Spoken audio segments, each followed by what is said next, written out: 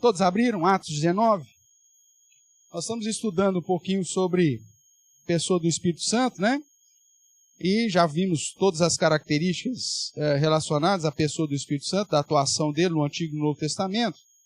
E aí, nessa parte final do tema, nós começamos a estudar sobre as manifestações dos chamados dons carismáticos. Dom de língua, profecia, ou revelação, dom de curas, se são para o nosso tempo ou não, ou como ressurgiu, né, depois de alguns movimentos aí do século XVIII para frente, em mais especial no século XX, se isso tem amparo bíblico ou não. Começamos a estudar alguns textos, estudamos Marcos 16, Atos 2, Atos 8, estudamos Atos 10, semana passada, e vimos que nesses textos aqui não há base nenhuma para dizer que aquilo que acontece hoje, como o batismo no Espírito Santo ou com o Espírito Santo, com manifestação de línguas ou alguma situação diferente, tenha de fato base bíblica.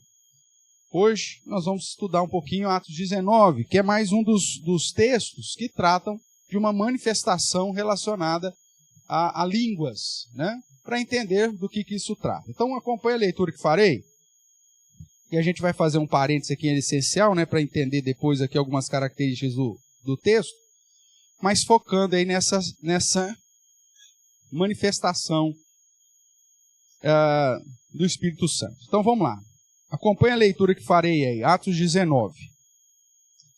Aconteceu que, estando Apolo em Corinto, Paulo, tendo passado pelas regiões mais altas, chegou a Éfeso. E achando ali alguns discípulos, perguntou-lhes: recebestes porventura o Espírito Santo quando crestes? Ao que lhe responderam: pelo contrário, nem mesmo ouvimos que existe o Espírito Santo. Então Paulo perguntou: em que, pois, fostes batizados? Responderam: no batismo de João. Disse-lhes Paulo: João realizou o batismo de arrependimento, dizendo ao povo que cresce naquele que vinha depois dele, a saber, em Jesus. Eles, tendo ouvido isto, foram batizados em nome do Senhor Jesus. E impondo-lhes Paulo as mãos, veio sobre eles o Espírito Santo. E tanto falavam em línguas como profetizavam. E eram ao todo uns 12 homens. Amém? Então vamos lá. Nós temos visto aí, irmãos, as características, né, principais do batismo no Espírito Santo, ou com o Espírito Santo, segundo os pentecostais, neopentecostais, é o seguinte: primeiro, é sempre uma experiência subsequente à conversão. Você se converte, mas aí fica um crente meia boca.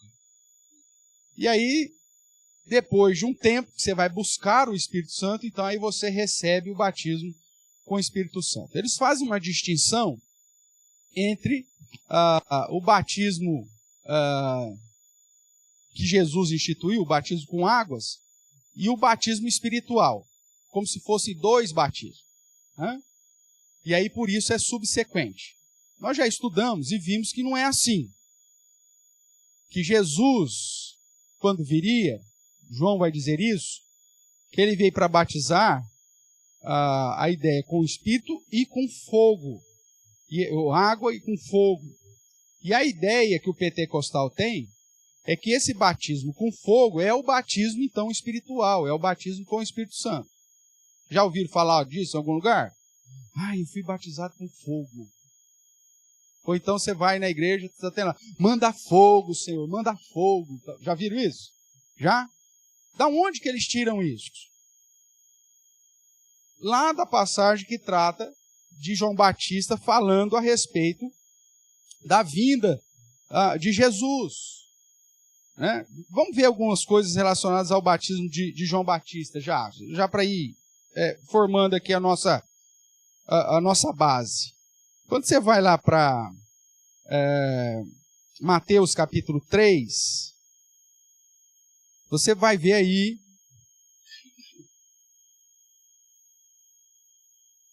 o batismo de João Batista e, na sequência, o batismo de Jesus.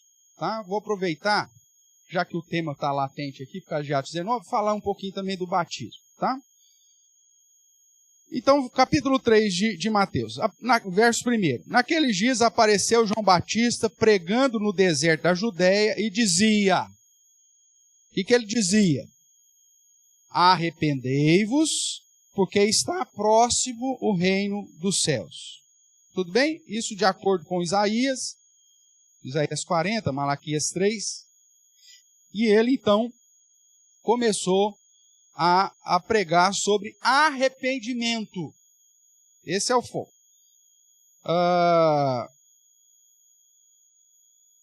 O verso 4 diz aí da vida simples que ele tinha. Verso 5 diz que todo o pessoal vinha confessando seus pecados, versos 5 e 6. Então saíram a ter com ele Jerusalém, toda a Judéia e toda a circunvizinhança do Jordão, e eram eles batizados no rio Jordão, confessando os seus pecados. Vendo ele, porém, que muitos fariseus, saduceus, vinham ao batismo, disse: raça de víboras, quem vos induziu a fugir da ira vindoura? Por que os caras falam isso? Porque não adianta o religioso receber qualquer sacramento, irmão, se não tiver mudança de vida. Imagine você chegar numa igreja e o pastor fala assim: ô, sua raça de víbora, o que você veio fazer aqui? Hã? Bom, o que é isso? A igreja tem que ser acolhedora? Né? A gente tem que pegar no colo e cantar a musiquinha, visitante, seja bem-vindo. Vamos falar um negócio desse do meu pecado? Mas assim, João Batista, por quê? Porque os fariseus, saduceus, eles estavam muito mais, aquele sentido assim, religiosidade. Ó, tá todo mundo indo atrás desse João. Vai que ele foi enviado por Deus mesmo, e se a gente não receber o que ele está mandando, nós vamos ficar no prejuízo. Mas vamos lá. Recebemos o batismo e tudo bem.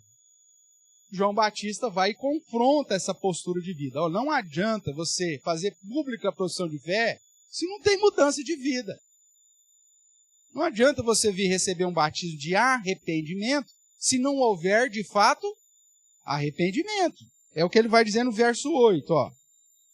Produzir, pois, frutos dignos de arrependimento. Ou seja, vocês estão arrependidos para receber o batismo que eu estou aplicando? Então mostra isso. Mostra esse arrependimento na vida. Se você continua fazendo a mesma prática que você fazia antes, onde que está o fruto do seu arrependimento? Ah, pastor, eu minto muito, eu estou arrependido. Mas continua nessa prática. Ah, eu sou infiel, mas continua na prática. Ah, eu sou infiel nos negócios, mas continua. Você tem que mostrar arrependimento, se você realmente quer ter um compromisso com Deus. Paulo vai dizer, aquele que furtava não furte mais, antes trabalha. Que mentia não mente mais. Se despir do velho homem, se revestir do novo homem. E aí João Batista está batendo firme aqui. Então produzi, pois, frutos dignos do arrependimento, e não comecei a dizer vós mesmos, ah, mas eu sou filho de Abraão. Ou como muito crente fala hoje, ah, mas minha mãe me batizou quando eu era criança. Não, eu sou de família de crente já há 10 gerações. Pouco importa, cara. Se você não tiver fruto de arrependimento, não importa. Você pode ter sido filho de Pedro. Filho do apóstolo Paulo.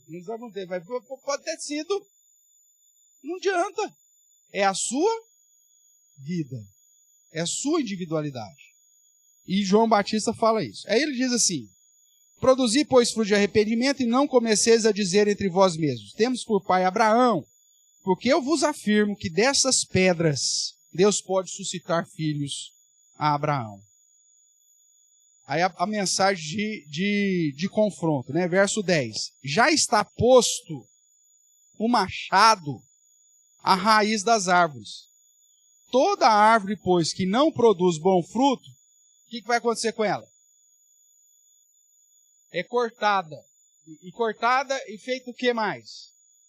Lançada no fogo. Uma árvore ser cortada porque não produz fruto e ser lançada no fogo é uma expressão de bênção ou de maldição? Concorda comigo? É maldição. Se você falar, se você não der fruto, eu vou te cortar e vou jogar no fogo. Fala, ai que bênção, não vejo a hora. É assim? Não fala, não, misericórdia. Ser cortado e lançado ao fogo, para fora. Ele continua, apesar da divisão aí, mas é o mesmo texto. E aí João diz, eu vos batizo com água. E o batismo dele é para quê? O que está escrito aí? Para arrependimento. Lá no texto de Marcos, nós vamos ver daqui a pouco, vai dizer que é para remissão de pecados. O batismo de João Batista é um batismo de arrependimento e remissão de pecados. Era um batismo distinto, específico. Um batismo que era anunciado para apontar para a chegada do Messias. Nós vamos ver essa distinção. O batismo de João Batista é diferente do batismo que Jesus instituiu. Guarda isso aí que nós vamos provar daqui a pouco. Eu vos batizo com água para arrependimento, mas vem aquele depois de mim, aí falando de Jesus, que é mais poderoso do que eu, cujas sandálias não sou digno de levar. Ele vos batizará com o Espírito, está acompanhando aí comigo? Ele vos batizará com o Espírito Santo e com fogo. É daqui que o pentecostal diz que o batismo de Jesus com o Espírito Santo e com fogo é a mesma coisa. Mas se você observar, nós vamos ver aqui que não é. O batismo com o Espírito Santo é algo e o batismo com fogo é outro. Nós já vimos dentro do contexto que cortar uma árvore que não produz fruto e lançar no fogo é sinônimo de condenação e não de bênção. Mas vamos continuar lendo aqui. João continua dizendo, a sua pá ele tem na mão. Quem tem na mão a pá? Aquele que é mais poderoso que ele, cujas sandálias ele não pode, não é digno de levar ou de atar, que refere-se a Cristo. Então a sua pá ele tem na mão e limpará completamente a sua eira. Recolherá o trigo no celeiro, mas, tem um mais aí, não tem? Mas queimará a palha na onde? Fogo inextinguível, um fogo que não se acaba nunca. Queimar a palha num fogo inextinguível é sinônimo de bênção ou de maldição? É condenação. Então, quando diz que Jesus ele vem batizar com o Espírito Santo e com fogo, significa dizer que Jesus virá batizar os seus, aqueles que se arrependem e creem, com o Espírito Santo, mas aqueles que o rejeitam, a mensagem de Jesus é uma mensagem de fogo, de condenação. Então, quando olhando para os pentecostais, falam, eu recebi já o batismo das águas, mas agora estou buscando o batismo com fogo. Já ouviu alguém falar isso? Já ouviu, bom? Hã? Ah, tá bom. Fez batismo com fogo. Significa o quê? Na cabeça dele é que ele está querendo ser espiritual. Mas nos termos bíblicos, o que ele está pedindo? Condenação. Maldição. Boni, pode falar.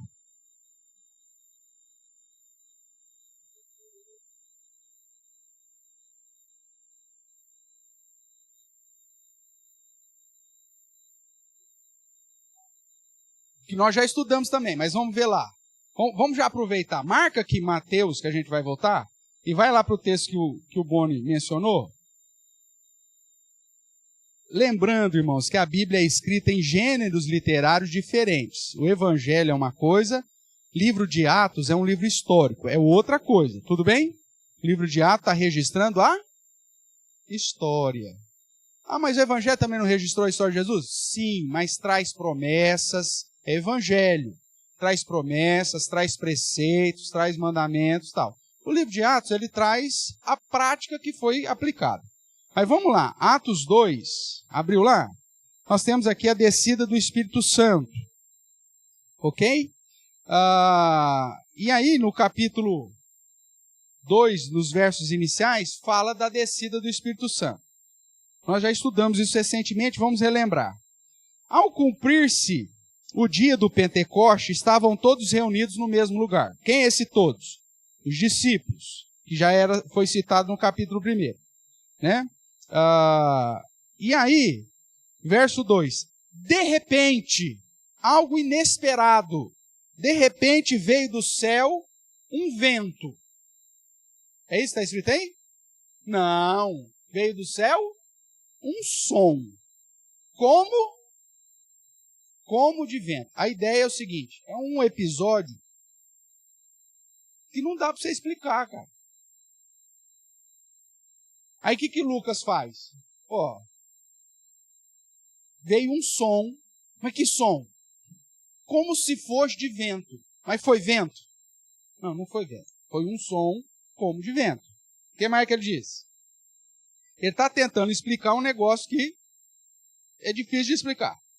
Como um vento impetuoso, e encheu toda a casa onde estavam assentados. E apareceram distribuídas entre eles línguas de fogo. Está escrito de fogo aí? Não. Como de fogo. Ou seja, aqui você tem a tentativa de Lucas, que é o autor de Atos, de explicar para você o que aconteceu. Que manifestação foi essa? E essa questão de vento impetuoso, e provavelmente com som de trovão, estrondo e tudo mais, e essas línguas aparecendo como de fogo, são expressões da sobrenaturalidade que apontam para a primeira festa de Pentecostes. A festa de Pentecostes não começou aqui em Atos 2. Ele é uma festa cerimonial exigida desde os tempos de Moisés.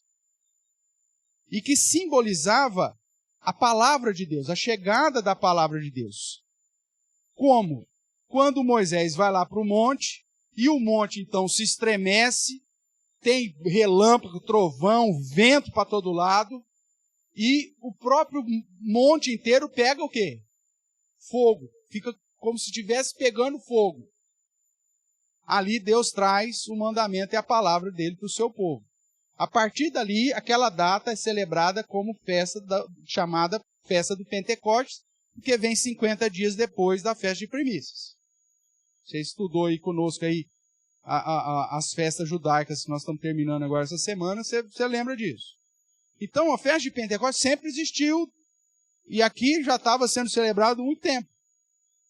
Então essa manifestação de um som como de vento impetuoso e de chama de fogo, como línguas, como fogo, né? Provavelmente esses clarões, alguma coisa assim, apontava para o mesmo episódio, ou mesmo evento que o povo de Deus teve lá no início, que ficou todo mundo aterrorizado diante daquelas manifestações, quando Deus estava trazendo a sua palavra ao povo. Aqui Deus está trazendo a palavra agora para os gentios, essa é a ideia.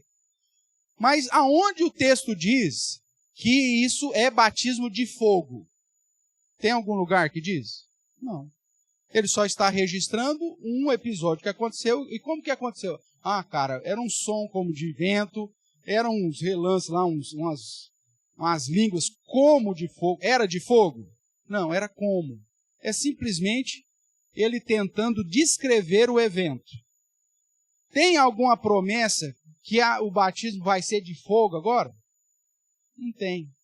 Então, veja só, quando os pentecostais usam tanto lá Mateus, que Jesus vai batizar com o Espírito e com fogo, ou aqui Atos, falta simplesmente, irmãos, uma seriedade maior com o gênero literário que está sendo estudado e com a própria descrição que o texto está fazendo. Mas por que eles têm... Pastor, mas está tão claro, por que os caras têm dificuldade disso aqui? Porque a base de interpretação pentecostal não é a Bíblia. O que é? é a experiência, é o que ele acha. É aquilo que ele, iluminado, chega à conclusão. Mesmo que durante 2000 anos ou 1700 anos, todo o cristianismo identifica isso como sendo de um jeito, agora não, eu fui iluminado, eu entendi diferente. Então agora é outra coisa. E aí o cara começa a ensinar isso um para o outro, para o outro, para o outro, e se torna uma prática comum, que desvirtua o sentido teológico e espiritual daquilo que de fato é. Então o batismo com o Espírito Santo não tem nada a ver com o batismo de fogo. Porque toda vez que a Bíblia fala de batismo de fogo, refere-se à condenação. E quando cita a um evento que houve línguas de fogo, não aponta para o fato de que é um batismo de fogo ou com fogo. É só uma descrição que deveria conduzir as pessoas a temer mais a Deus. Como aconteceu lá no início, que o povo depois chega para Moisés e fala assim, ó, faz o seguinte, Deus fala contigo e você fala com a gente. Esse negócio de Deus falar diretamente conosco, não há fralda que aguente. A gente está tremendo, né? Então, vamos combinar aqui. Tamanho o terror que deve ter sido. Imagine, meu amigo, você está diante de um lugar, ó, não pode nem chegar perto. Se um animal chegar lá, você joga a pedra para ele fugir de lá, porque se ele chegar lá, ele vai morrer. E aí Deus começa a manifestação. Trovão, relâmpago, vento impetuoso, fogo para todo lado. Aí você fica lá, não, você fica aterrorizado. Lucas tentou escrever a descrição do que aconteceu agora aqui no evento do dia do Pentecostes com a descida do Espírito Santo. Então é isso. Não é base para dizer que o batismo do Espírito Santo é batismo de fogo. Você não tem isso em lugar nenhum na Bíblia. Tudo bem? Volte lá para Mateus.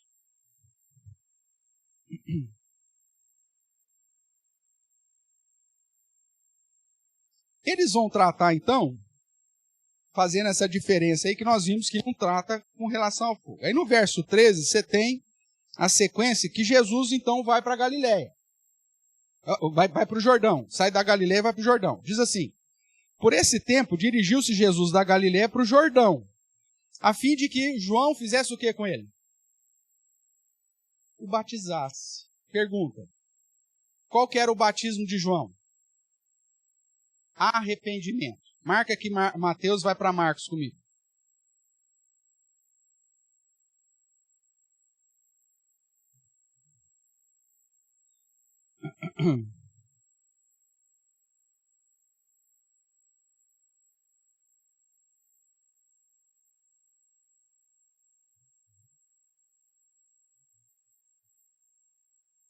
No início do capítulo 1, você tem aí o princípio do Evangelho de Jesus, aí vai tratar a respeito de João Batista, como aquele que veio preparar o caminho do Senhor. E o verso 4 diz assim, apareceu João Batista no deserto, pregando o batismo para remissão de pecados. Tudo bem? E lá no final, lá no verso 8, ele falando a respeito de Jesus, eu vos tenho batizado com água, mas, porém, vos batizará com o Espírito Santo. Tudo bem? Então, Marcos nos deixa mais claro que o batismo de João era de arrependimento para remissão de pecados. Ou seja, você quer lavar os seus pecados, remir os seus pecados, você tinha que participar do batismo de João. Por isso era um batismo de imersão. Era no Rio Jordão. Vou fazer aqui uma brincadeira com você. Você, quando criança, fez isso, seu filho também fez. Sua mãe chegou para você e falou assim, Dona Sueli chegou para o Marquinhos e falou, Marquinhos vai tomar banho. Não é com ele, né? Aí o Marco Falcosco olhou e falou, é isso aí, a mãe mandou, vai lá, Marquinhos, vai tomar banho. Jogou bola a tarde inteira. Aquele pé de frieira, né, Sueli? As dobrinhas, assim, até aquele negocinho pretinho que fica assim, nas dobrinhas.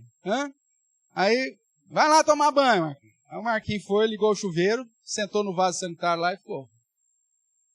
Esperou lá, até o pai bater. Aí o Marquinhos, ô, já acabou? Vamos logo! Eu tô acabando! E o chuveirão lá. Às vezes põe até o chinelo havaiana, para não cair a água direto no chão, porque se o pai ia perceber que não tinha ninguém tomando banho. Aí põe o chinelo havaiana lá, né?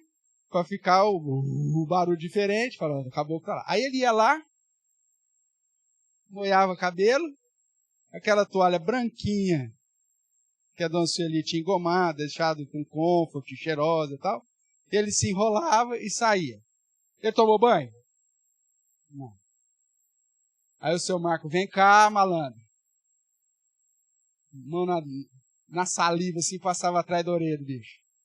Seu porco, volta lá tomar banho agora. Não era assim que aconteceu? Se nunca aconteceu com o Marquinhos, desculpa, Marquinhos, mas comigo aconteceu, com um monte de gente aconteceu. Significa dizer que ele tomou banho? Não. Ele está limpo da sujeira dele? Não. Para estar limpo, o que ele precisa fazer? Tomar banho, entrar debaixo d'água, lavar. Para remir os pecados, para lavar o pecado, adianta eu jogar 3 gotinhas d'água na cabeça do cara? Simboliza lavagem de pecado isso? Não.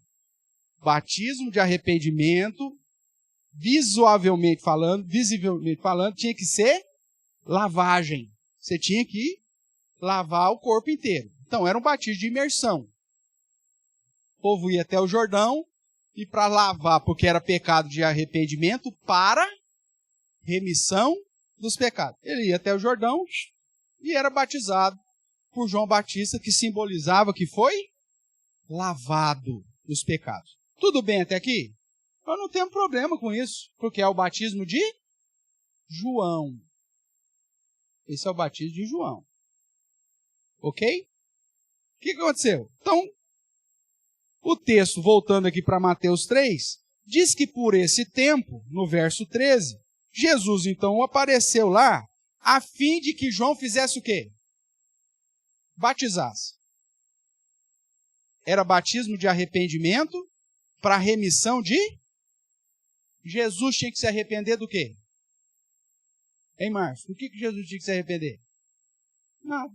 Que pecado Jesus tinha que lavar dele? Nada. Então por que Jesus recebe o batismo de João Batista? O próprio texto vai te dizer. Vamos continuar lendo? Diz lá, verso 14. Ele, porém, ou seja, João Batista, porém o dissuadia, dizendo, eu é que preciso ser batizado por ti e tu vens a mim? João Batista reconheceu, você é o Deus encarnado, meu amigo.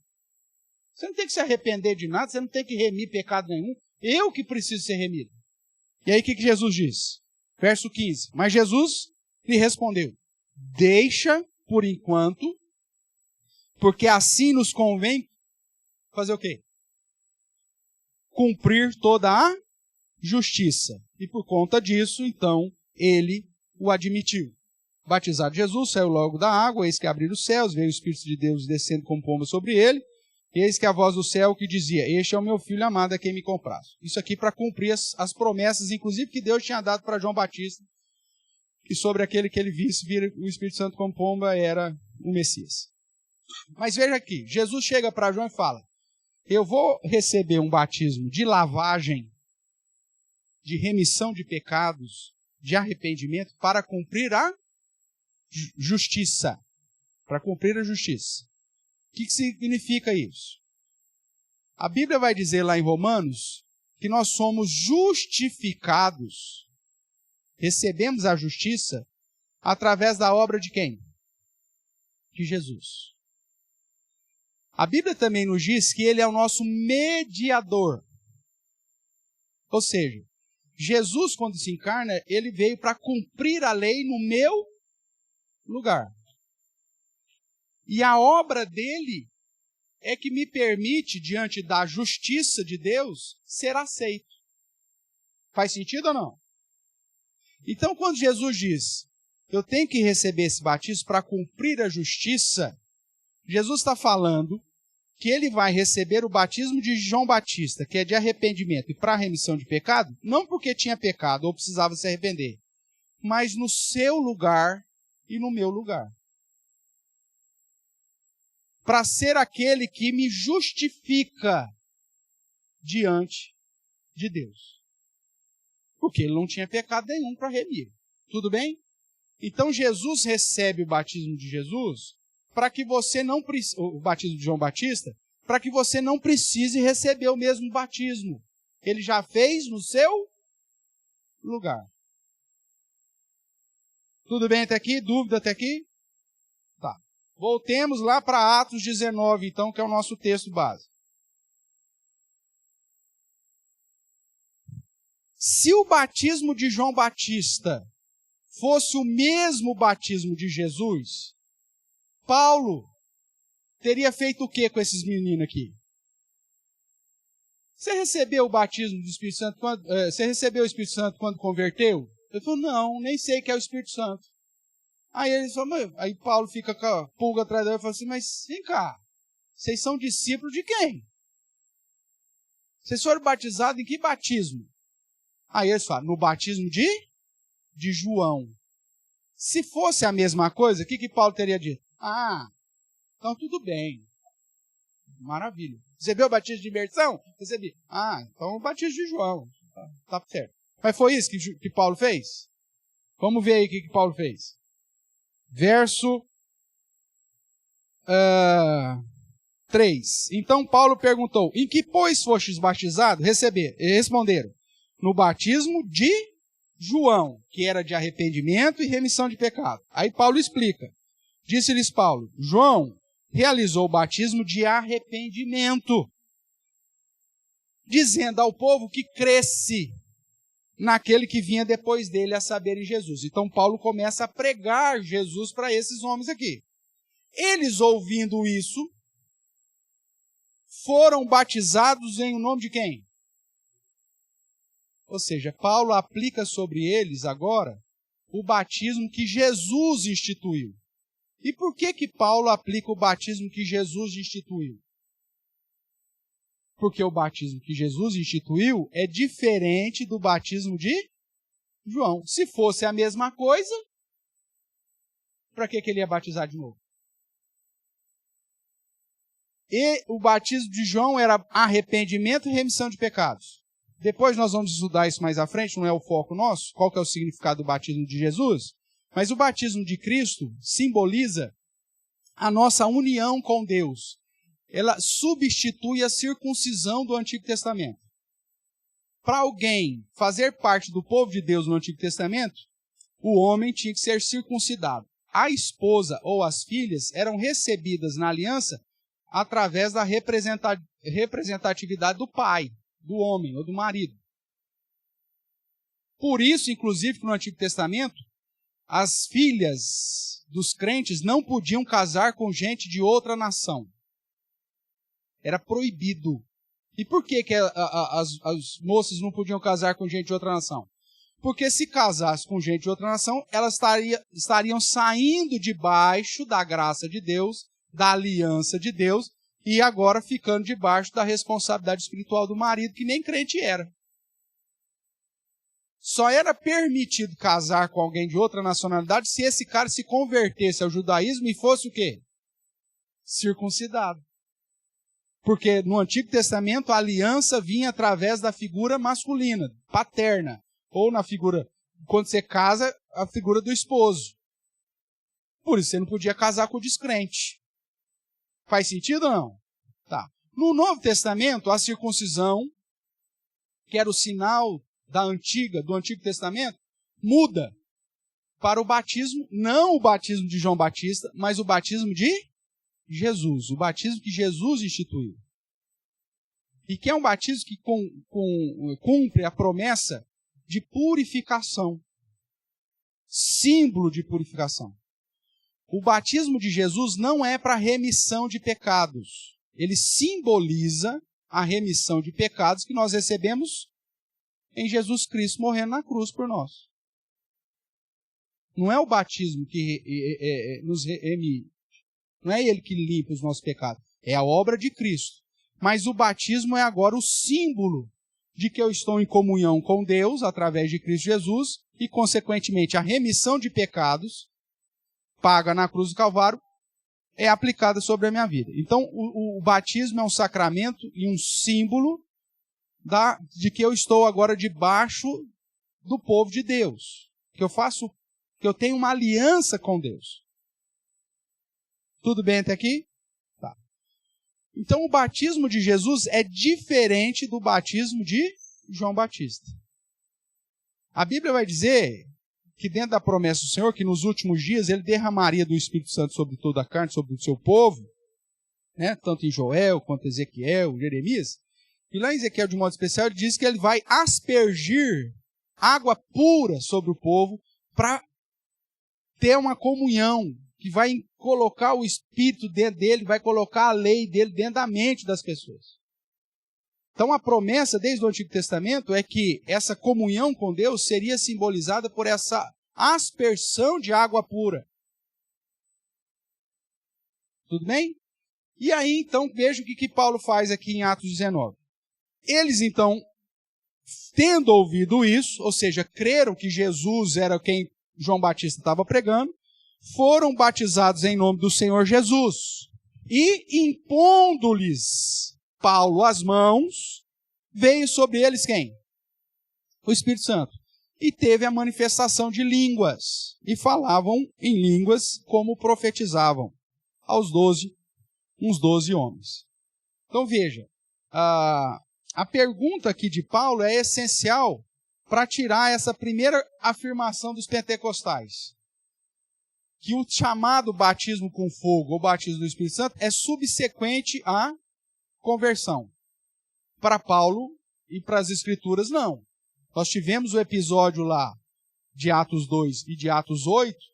Atos 2, porque o Espírito Santo estava sendo derramado pela primeira vez, e Atos 8, porque eram os samaritanos que falavam a mesma língua dos judeus, só que não se davam com os judeus, e por isso era preciso que os apóstolos estivessem presentes no momento da manifestação, e nem falar em línguas, né? Mas precisou que os apóstolos fossem lá impor as mãos sobre eles, para que eles recebessem o Espírito Santo. Então, fora esses dois textos, que Lucas diz que são, em especial Atos 8, é uma exceção, o padrão bíblico é: recebestes o Espírito Santo quando crestes? Você recebe o Espírito Santo no momento que você crê. É isso que Paulo pergunta aqui, e é isso que em Efésios ele explica dizendo: tendo, pois, ouvido o evangelho da vossa salvação, tendo nele crido, fostes selados com o Santo Espírito da promessa. Então, quando que o crente recebe o Espírito Santo, pastor? No momento da conversão. No momento que o próprio Espírito Santo abre o nosso entendimento e a palavra do evangelho começa a fazer sentido para nós. É fruto da ação do Espírito Santo e, ao mesmo tempo, demonstração de que o Espírito Santo veio sobre a minha vida, que eu fui batizado com ele. Tudo bem? Então não é subsequente. Eles vão dizer também que é evidenciado pelo falar em outras línguas. Em Atos 2 você tem isso, mas Atos 8, que é os samaritanos, eles recebem o Espírito Santo, mas não falam em outras línguas, porque falavam o mesmo idioma. Atos 9, com a conversão de Saulo, né? Você vê que ele, Ananias, batiza, ele recebe o Espírito Santo de tal forma que fica intrépido para pregar o evangelho de imediato, mas também não tem registro de língua. Por quê? Porque tanto Ananias e Paulo falavam a mesma coisa. E aí você tem aqui exceções. No caso de Samaria, Filipe era um diácono, Ananias, a gente não sabe nem quem que era, só um crente. Só que foram indicados e ordenados para uma função específica por Deus.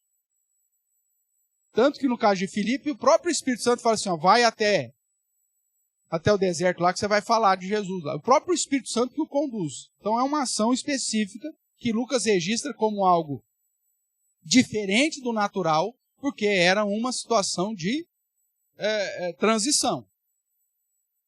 Né? Alguns, inclusive, mas Filipe era diácono e batizou. Ananias nem diácono era e batizou. Então todo crente pode batizar? Não. Naquele momento de transição, isso ocorre. Depois fica claro que o próprio Deus dota, capacita, chama e ordena pessoas específicas para essa função.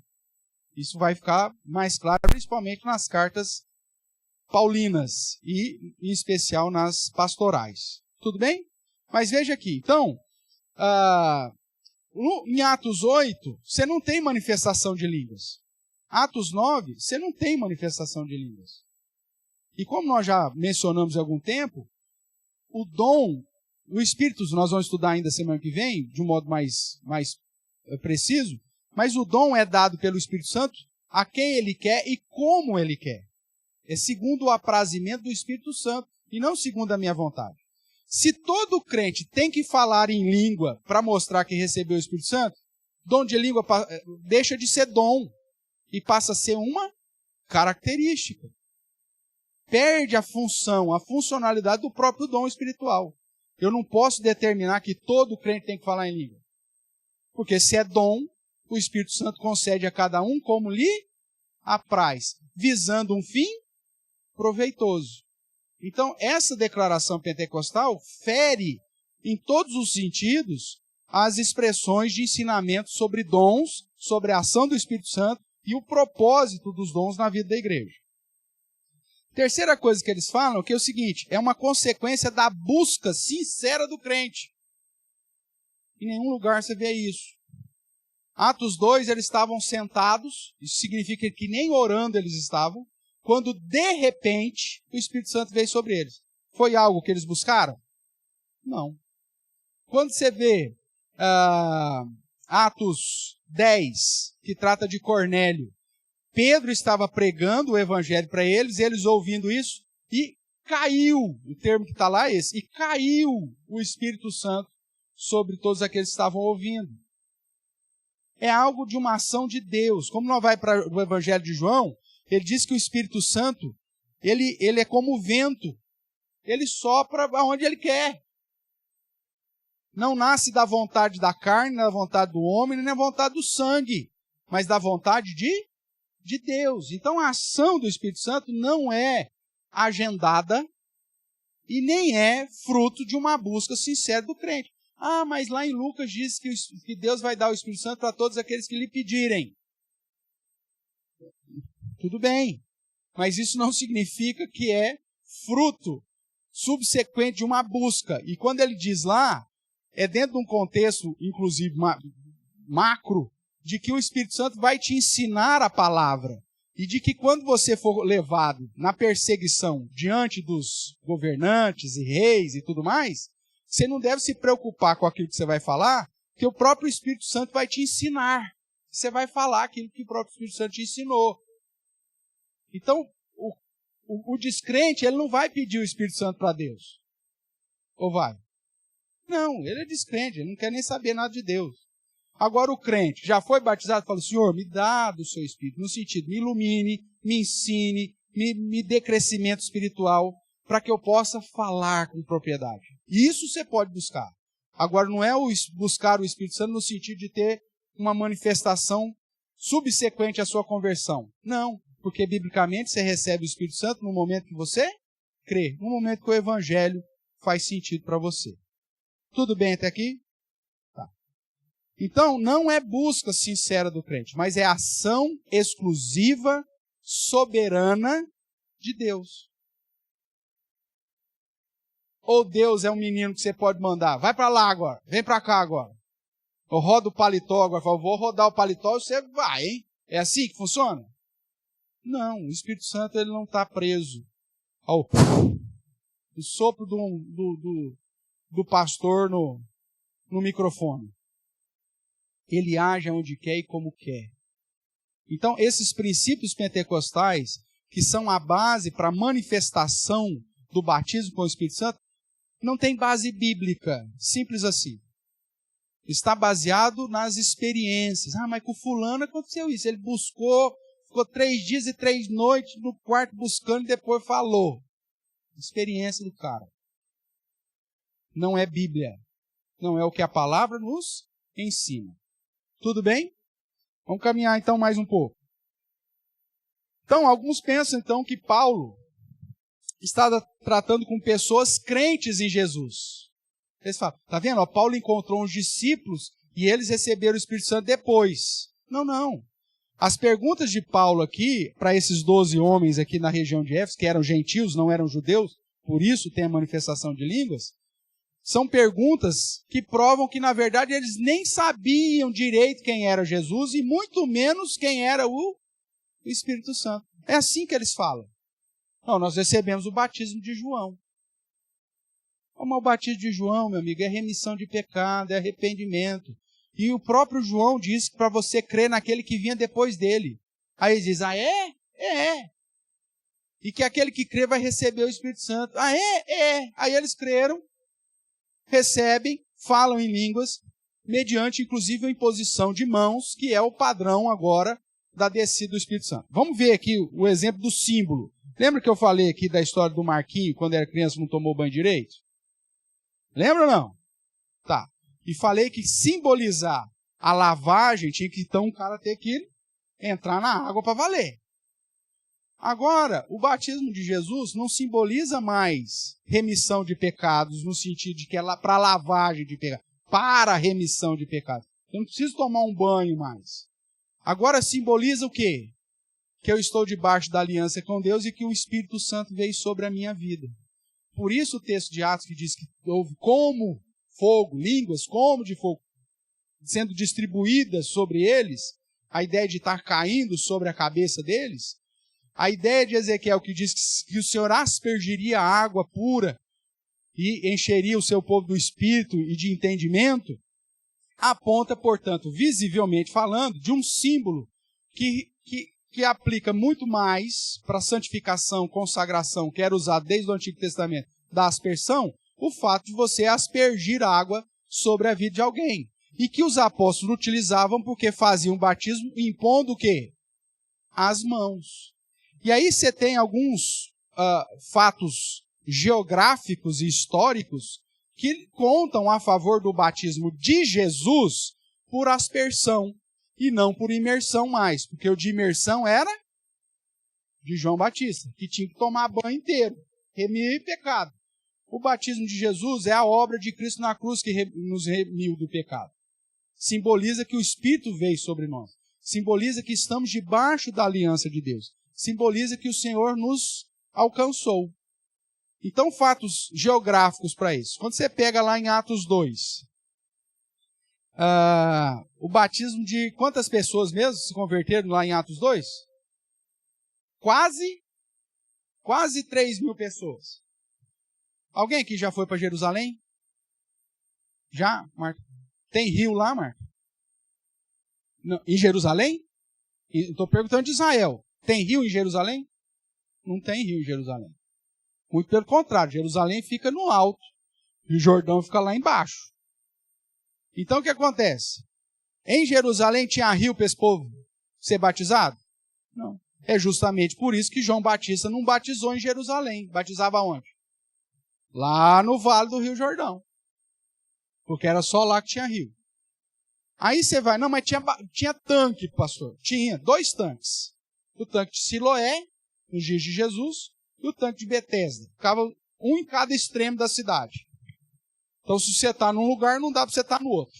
Então, você vai considerar um tanque só. Vamos pensar que foi por imersão. Quanto tempo você acha que demora para você batizar alguém por imersão? Estilo pit stop da Ferrari. O cara tem o tanque. Outra, não dá para pôr os 12 apóstolos dentro do tanque. Tá? É o tanque. Então você vai pôr um apóstolo, vai revezando os caras, para os caras não ficar com bursite, né? Tá. Mas, tudo bem, são 12, vai revezando, cada um faz 2 horas por dia, você tem 24 horas no dia, cada um faz 2 horas, faz 1 hora, descansa mais uma, depois faz outra, tudo bem. Só que aí você tem o cara entrar dentro do tanque, você falar, eu te batizo em nome do Pai, do Filho e do Espírito Santo, joga o cara dentro d'água, trago ele de novo, espera ele sair. Ou joga ele para fora do tanque para ir mais rápido. Né? Quanto você acha que demora isso? Sendo rapidinho.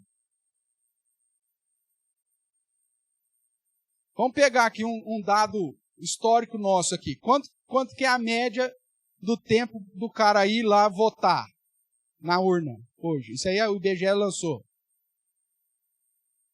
No mínimo 1 minuto, irmãos. Tá? Então, para batizar, se for contar isso mesmo, 1 minuto não dá. Mas vamos pôr que seja o pessoal já do pit stop lá da McLaren, da Ferrari, estava lá ajudando. Então foi rapidinho. Vamos pôr que seja 1 minuto. São quase 3.000 pessoas. Para arredondar a conta, põe 3.000 pessoas. São quantos minutos? Oi, 3.000. Olha que coisa fácil fazer essa conta. Então, 3.000 pessoas, cada um 1 minuto para batizar, 3.000 minutos. Quantas horas tem um dia? 24. Cada hora tem quantos minutos? 60 minutos. Cada minuto tem 60 segundos. Quanto que dá aí? A Miriam está fazendo a conta para nós. Em segundos.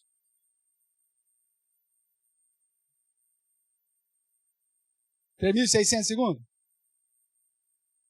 Segundos.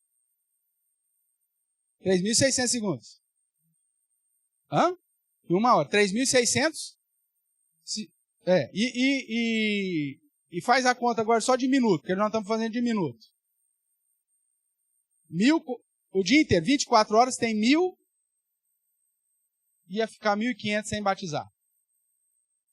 Se fosse por imersão. Porque se nós fizermos uma conta aqui, um batismo de 1 minuto, não era isso? Quase 3.000 minutos nós vamos precisar para batizar essa turma, sem contar aquela questão da troca dos discípulos lá, de hora em hora, né? Então nós precisaríamos de 2 dias.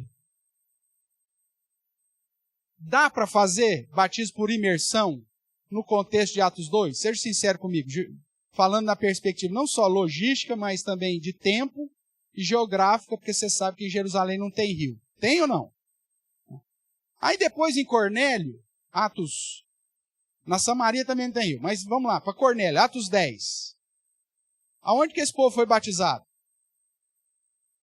Onde que a turma de Cornélio foi batizada? Eles estavam reunidos onde? No Rio Grande, Tietê? Onde que eles estavam reunidos? Na casa deles. Você não veio no domingo passado, né? Pelo jeito, né? Nós estudamos aqui em Atos 10 que Cornélio reuniu a sua família e seus amigos mais chegados na sua casa para ouvir de Pedro. Tem rio na casa de Cornélio agora? Não tem rio, meu amigo. Como que esse povo era batizado? Se tivesse que ter sido batizado no batismo de João, que era de imersão, eles tinham que ter ido para onde? Para o Rio Jordão. Essa é a ideia. Onde você vê na Bíblia que tem batistério? Aonde na Bíblia escreve que tem batistério em algum lugar? Lugar nenhum. Se o batismo de imersão simboliza a lavagem de pecado, que era o de João, coitado do segundo que entrar no batistério depois de mim. Vamos voltar lá no Marquinhos, já que eu estou pegando no pé do Marquinhos hoje. Vamos imaginar que em vez de chuveiro era uma banheira lá na casa do seu Marco, da dona Sueli. E aí depois, então, que deu uma dura no Marquinhos, o Marquinhos entrou, encheu a banheira, entrou, lavou o dedão do pé, aquela coisa da orelha, não sei o que, para lá. E deixou a água lá. Aí vem o Paulo, que é o irmão do Marquinhos. Aí, agora é a sua vez. Aí o Paulo olha para aquela água lá e fala assim, mas é para me sujar ou para me limpar? Consegue visualizar o negócio? Se batismo fosse para remissão de pecados, irmãos, e se é feito em batistério, para onde ficou o pecado?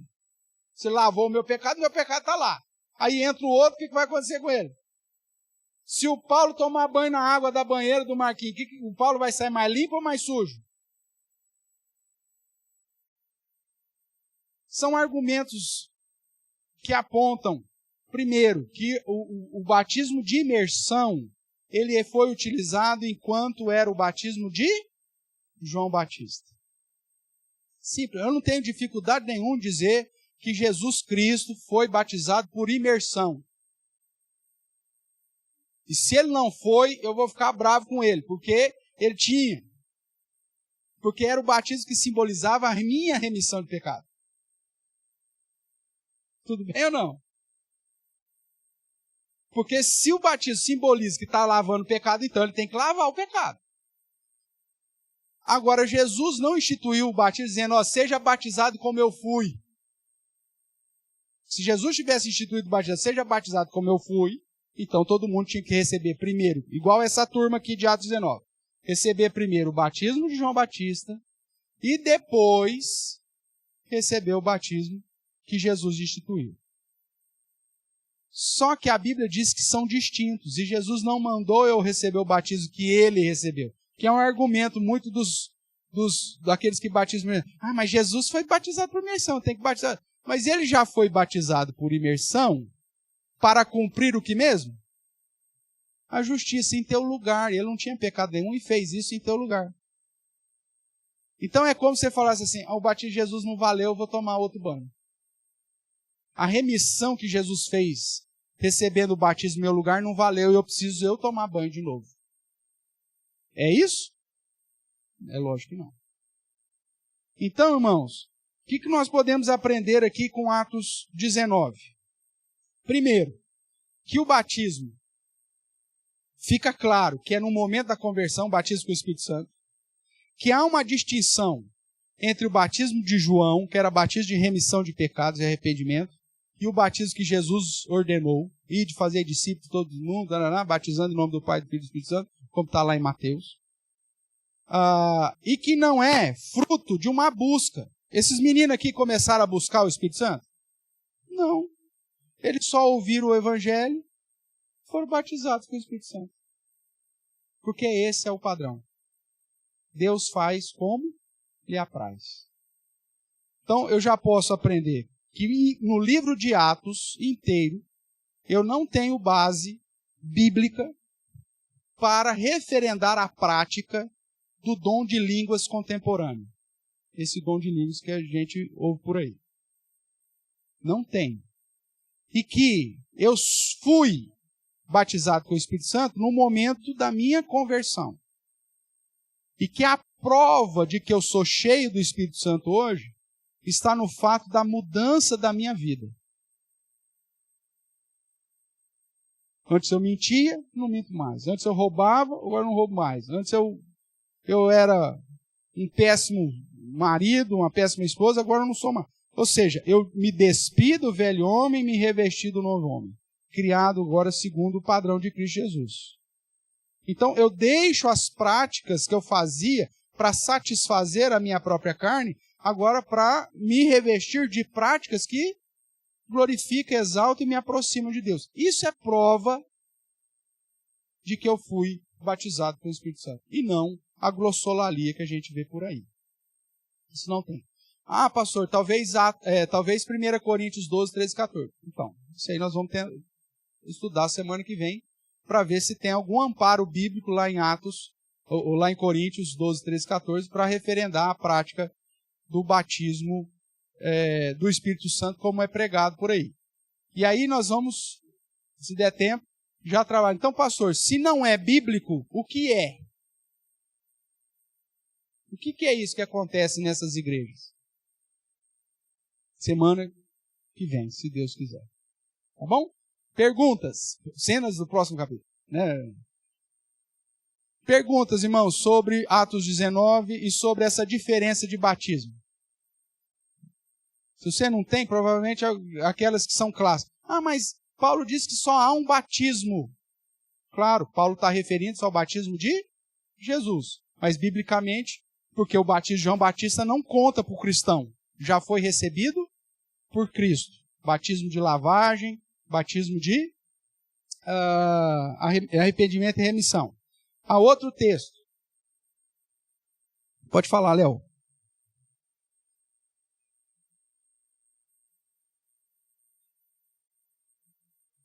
Pela tradição. Costume.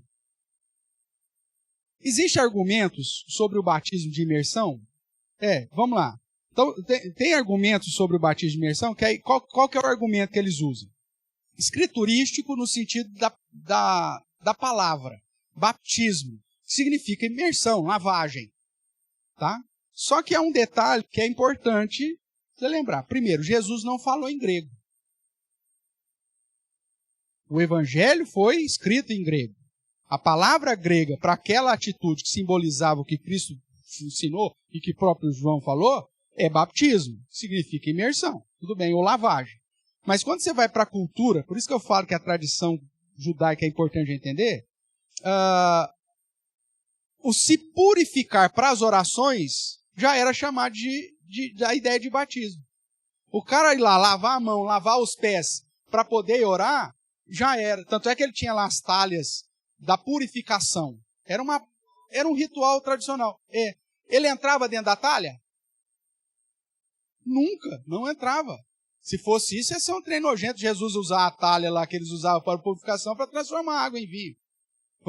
Entrou um caboclo aí fedido aí, o Marquinhos foi lá, tomou banho na talha. Não. Então a talha da purificação era usada justamente para isso. E a ideia era de batismo. Só que ele vai pegar a palavra grega, baptiza, tal. Vai pegar o texto lá, sepultar com Cristo. E lá o texto ele vai falar do sepultar em Cristo, ele está fazendo uma conexão entre circuncisão, batismo. E a ideia de que agora o batismo aponta para essa ideia que eu morri. Mas falar que sepultar significa então entrar dentro da água, já é uma interpretação além daquilo que o texto realmente está falando. Perfeito, tá? Agora, tem um texto, aí eu acho que está faltando, inclusive, dar uma esclarecida, eu peço só mais 5 minutinhos seus, que é em Atos 4, se não me engano. Deixa eu ver se eu encontro aqui, porque eu não tinha separado. Que é quando... deixa eu ver se é isso mesmo. Não, é Atos 2. Atos capítulo 2, a partir do verso 37. E que esse texto aqui, na nossa tradução, hoje tem feito alguma confusão. Eu já trabalhei com ele com a maioria dos pessoal, mas é sempre importante falar. Os professores de português me ajudam aí, porque eu sou ruim em português. Giovanni, vamos lá.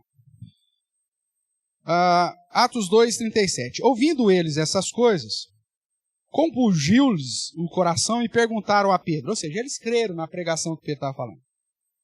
E perguntaram a Pedro e os demais apóstolos: que faremos, irmãos? Que era tudo judeu, por isso que eles chamam de irmãos. Respondeu-lhe Pedro: arrependei-vos, e cada um de vós seja batizado em nome de Jesus Cristo, para a remissão dos vossos pecados, e recebereis o dom do Espírito Santo.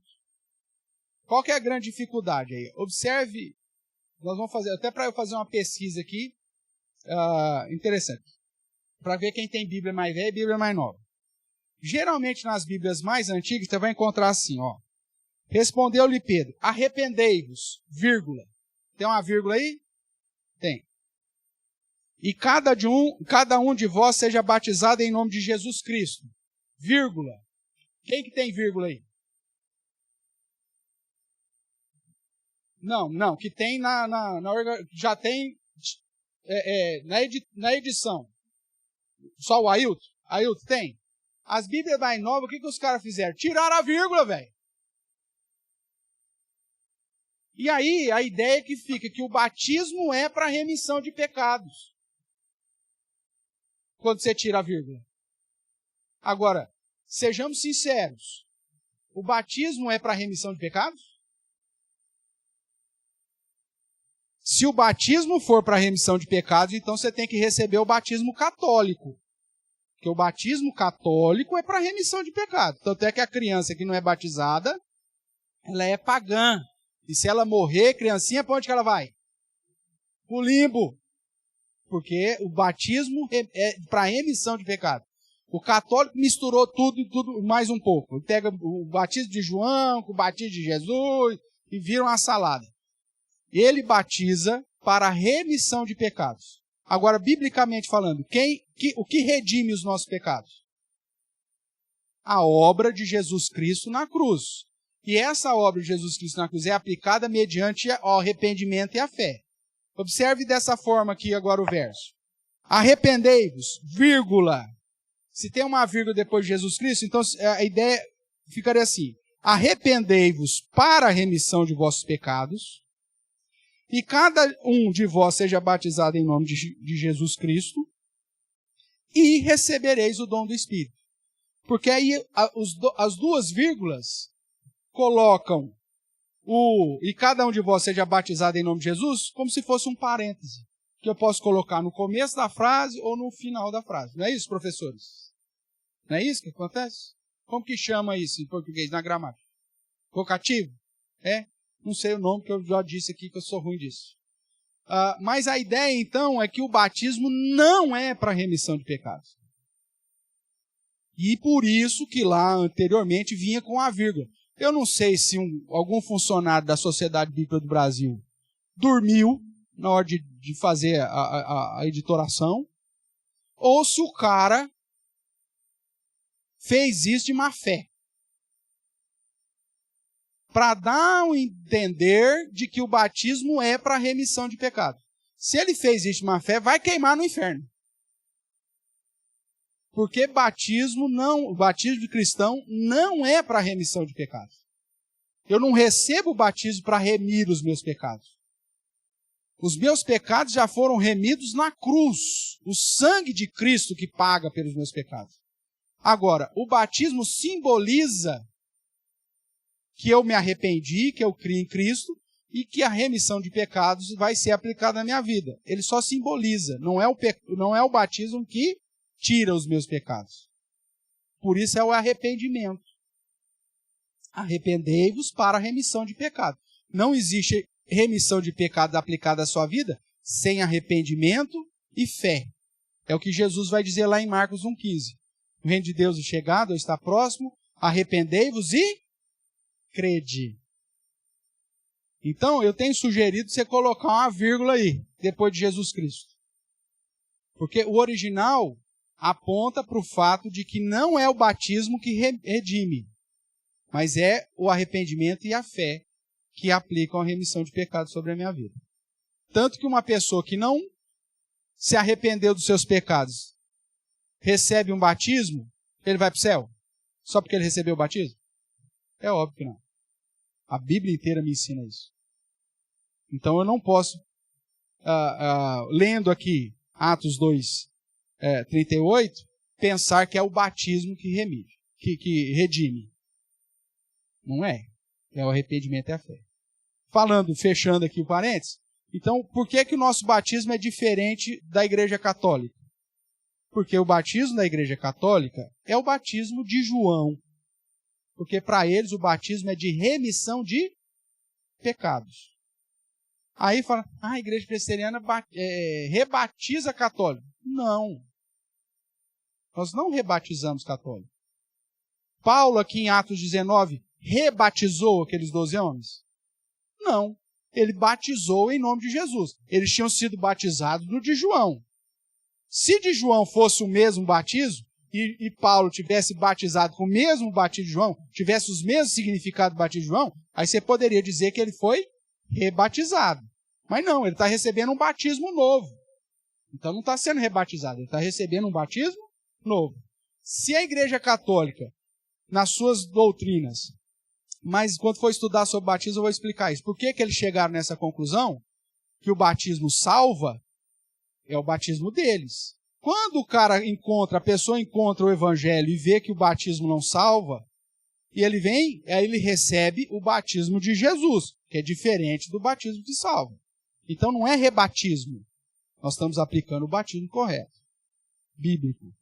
E isso acontece da mesma forma, principalmente aqueles que vêm de comunidades onde o batismo aponta para a remissão de pecados ou que tem uma implicação diferente daquela que a Bíblia diz. Então, algumas igrejas, como a Congregação Cristã do Brasil, que é o batismo também para a remissão de pecado, tanto é que chega lá no dia de batismo, quem quer? Vamos lá, pessoal. Ô, gente, a água está quentinha, vem, aproveita, não sei o quê. É hoje, você pode morrer amanhã, hein? Você sair daqui e morrer, já era, sua chance é aqui agora. Fica ali mercadejando, vendendo o batismo, Isso não é bíblico e isso não refere-se ao batismo de Jesus. Então, lá rebatiza quem vem da congregação. Não, o batismo que você recebeu lá, nós jogamos fora. Nós batizamos dentro do padrão bíblico. Mas por que não é por imersão? Porque o de imersão, que simbolizava a lavagem do pecado, era o batismo de João. E que Jesus recebeu no seu lugar. Você não precisa receber mais. Agora, o batismo que simboliza que agora o Espírito Santo veio sobre a sua vida, que você está em comunhão com Deus. É o batismo que substituiu a circuncisão, que Jesus instituiu, que os apóstolos aplicavam com imposição de mãos. Simples assim. Dúvidas?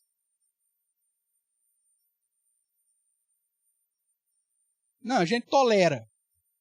Porque a questão é o seguinte, tem que ter água. Tem que ter água. Então, água. Mas é por imersão. Tá bom.